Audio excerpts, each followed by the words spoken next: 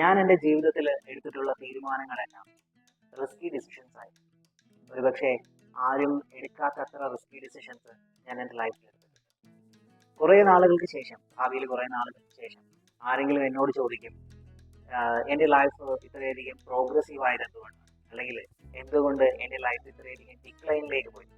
ഇതിന് രണ്ടിനും എനിക്ക് പറയാനുള്ളത് ഒരേ ഒരു ഉത്തരമാണ്. എൻ്റെ ഈ ഉത്തരത്തിലേക്ക് പോകുന്നതിന് മുമ്പ് സ്വാമി വിവേകാനന്ദൻ പറഞ്ഞ വാചകങ്ങളാണ് എൻ്റെ മനസ്സിലേക്ക് പെട്ടെന്ന് ഓർമ്മ വന്നത്. അദ്ദേഹം പറഞ്ഞത്, better take risk in your life. If you win you can lead, if you lose you can guide.